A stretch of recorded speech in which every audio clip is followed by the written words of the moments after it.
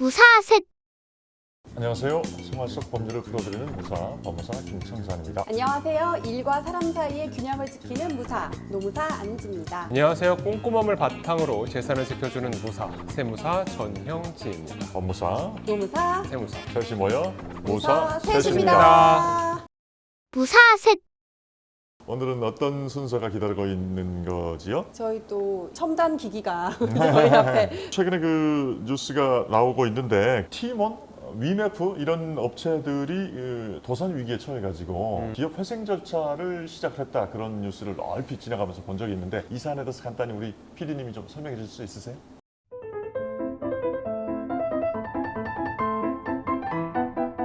네, 여기까지는요. 잘 봤습니다. 어떠세요? 이렇게 굉장히 큰 문제가 생긴 것 같은데, 자기가 갖고 있는 주식 지분을 갖다가 변제를 하는데 쓴다? 그 말이 좀 잘 이해가 잘 안 되고요. 저도 딱 그 말이 예, 좀 이해가 안 예, 됐어요. 예, 예. 주식 가치가 아마 없을 텐데 지금. 그렇죠. 뭐 이미 그것은 그 현금화가 되어 있다고 볼 수 있는 건데, 물론 자기 지분을 다른 데다가 팔아가지고 그것을 사적인 주식 매각 대금을 회사에다가 실현하겠다, 그런 식으로도 읽힐 수 있는데, 그러면 결국 증여를 할 수밖에 없고 거기서 또 증여세 이슈가 나올 수밖에 없을 것 같고, 또 떠오르는 얘기는 이제 정부에서 얼마를 지원을 한다고 했는데 뭐 6천억인가? 그 지원이라는 게 결국 그냥 돈을 주는 게 아닐 거거든요. 빌려준다라는 얘기가 되는 걸 거고, 그거에 대해서는 뭐 소정의 이율이 발생할 수밖에 없고, 그렇다고 해서 빌려가지고 모든 것을 빚잔치 하고 끝낼 수 있는 것이 아니라 정부라는 하나의 채권자가 늘어난 것이 되기 때문에 사태의 근본적인 해결은 되지 않겠다. 이것과 관련해서 또 이제 회생과 파산, 뭐 폐업, 그런 것들에 대해서는 조금 우리가 얘기를 나눠볼 수 있을 것 같습니다.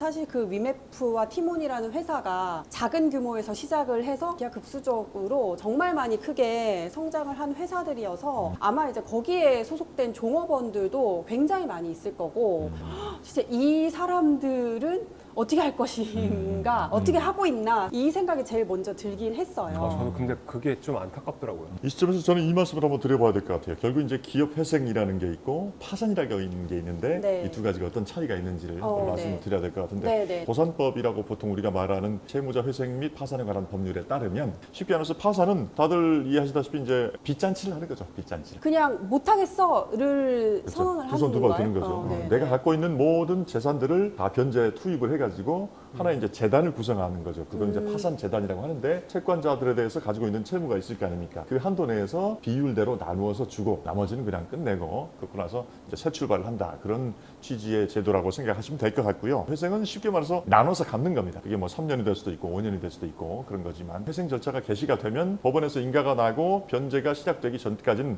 이자는 일단 정지가 돼요. 채권자들도 직접적으로 개인적으로 수심을 할 수가 없게 되는 거예요. 어쨌든 계속 돈을 벌 수 있는 가능성이 있어야지 가능하죠. 망하지는 않지만 요거를 조금 유보시켜준다. 그렇죠. 유보시켜주는 거죠. 변제 계획안이라는 걸 만들게 돼 있어요. 한 달에 우리가 영업을 해가지고 얼마 정도 벌 수 있는데, 그것들 중에서 우리 회사를 경영하기에, 또는 개인의 경우에는 내가 최저 생계를 유지하기 위해 필요한 최소한의 비용이 있을 거 아닙니까?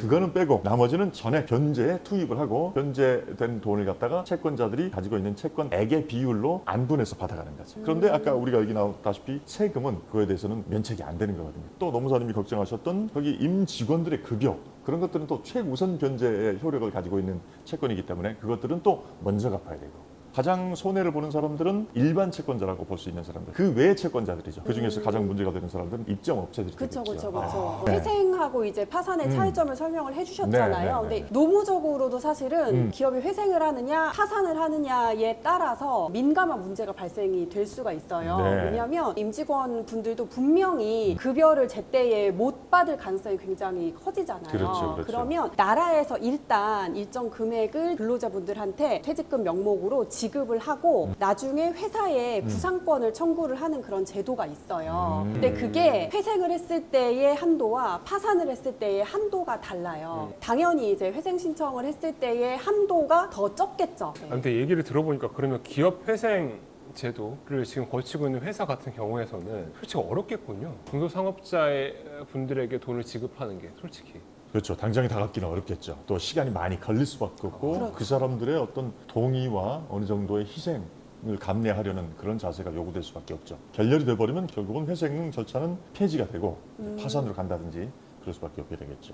그럼 지금은 일단은 기업 회생을 신청한 상태니까 그게 승인이 날지 안 날지는 모르는 거고. 그럼요, 좀 기다려봐야 됩니다. 승인이 나지 않으면 네. 결국에는 변제할 방법이 없어서 어쨌든 회생도 신청을 한 걸 테니까 그렇죠. 결국에는 파산 신청으로 연결될 가능성이 굉장히 높겠네요. 그럴 수도 없잖아 있죠. 네. 보통 그 기간이 어느 정도 걸리나요? 몇 개월 정도는 걸릴 겁니다. 굉장히 파급 효과가 큰 사안이기 때문에 쉽게 빨리빨리 되지는 않을 거고요. 채권자 집회라는 걸 또 열게 되거든요. 내가 먼저 받아야 된다. 내가 받을 돈이 더 많다. 그런 어떤 채권자들끼리 이해관계가 있을 거 아닙니까? 그것들을 다 조정을 하고 야. 표로 정리를 해가지고 채무자가 쉽지가 않구나. 제시했던 변제 계획안이 있을 거 아닙니까? 이걸 채권자들이 몇십 % 이상이 동의를 해야지만 절차가 진행이 되는 거죠. 우리가 보통 그 최우선 변제의 효력을 가지고 있는 채권자라는 얘기를 많이 하죠. 그 얘기가 어디서 많이 나오냐면 주택임대차보호법에서 그런 얘기가 많이 나와요. 맞아, 집이 맞아요. 경매로 넘어갔어. 네, 그럴 때 최우선적으로 받는 사람은 누구냐? 소액 임차인이라는 네, 얘기죠. 네, 그러니까 그 똑같은 논리가 여기서도 통합니다. 회사가 망하게 생겼는데 누구한테 제일 먼저 줄 거냐? 이 회사에서 그동안 일을 했던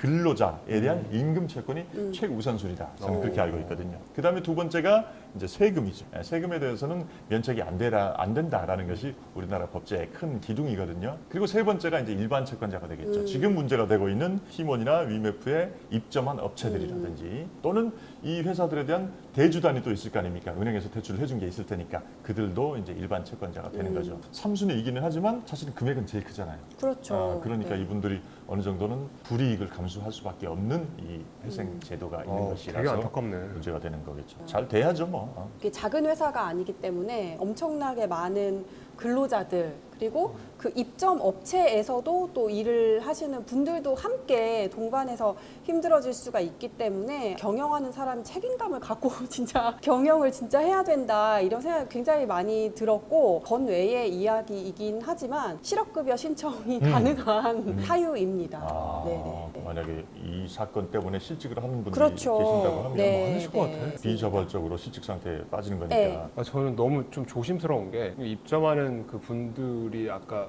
우선 변제권의 세 번째라고 말씀하셨는데 네네. 아마 이번 사태로 인해서 위메프와 티모는 법인세가 이번 연도에 많이 나올 거예요. 그러니까 두 번째 금액이 많기 때문에 이 세 번째를 받을 수 있는 그 판매업자분들 그분들의 금액은 정말 줄어들 거예요. 왜 많이 나오냐면 일단은 매출이 발생했고 이 매출이 발생했던 이 현금을 다른 쪽에다 썼다라는 거 아니에요. 해법은 현금을 받는 시점에 매출을 인식하는 게 아니라 이 매출이 발생되는 그 시점에 일단은 매출이 발생한 것을 보기 때문에 현금에 있는 그 유무랑은 전혀 관련이 없어요. 이제 그러니까 국세청 내지는 각 관할 세무서 내지는 이제 지자체까지도 이제 세금에 대한 채권자가 될 수 있지 않습니까? 그들도 어느 정도는 자기 채권을 처음부터 다 받는 것은 아니고 조금 유예해가지고 장기간에 걸쳐서 조금씩 갚는 것을 받아들이겠다라는 채권자로서의 동의를 해줘야 될 겁니다. 그렇지 않으면 이 사건이 계속 진행되기가 좀 어렵겠죠. 맞아요. 징수유예라고 비슷한 절차가 있습니다.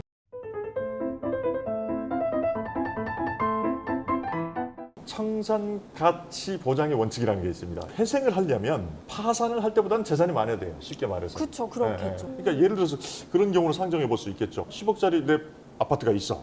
근데 내가 갚을 돈은 5억이야. 근데 내 아파트는 내가 그대로 지키고 5억을 나눠서 갚겠어. 이렇게 하면 안 받아주는 거죠. 내가 갖고 있는 10억짜리 아파트를 다 내놓고 나서도 부족한 15억, 20억 정도의 빚이 있을 때 그럴 때는 회생으로 천천히 나눠 갚게 되고 그렇게 해서 나눠 갚는 돈이 내가 갖고 있는 아파트를 전부 처분하는 것보다는 큰 돈이어야 된다는 얘기죠. 그러니까 위메프 티몬도 4억 다 팔고 뭐 다 하고 해도 갚아야 될 돈이 더 많아야지 회생을 받아준다라는 그렇죠. 거네요. 그거보다 더 많겠다는 약속을 해야 되는 거죠. 아. 변제 계획안을 그렇게 수립을 해야만 되는 거죠.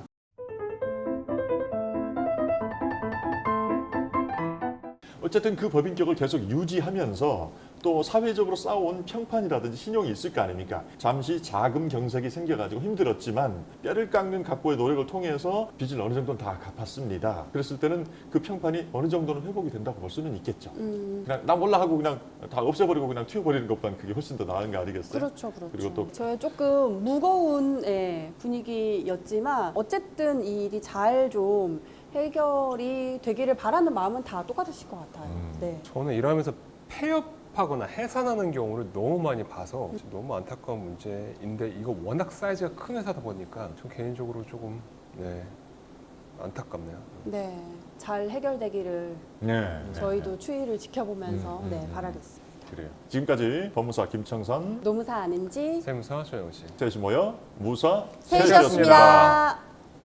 무사셋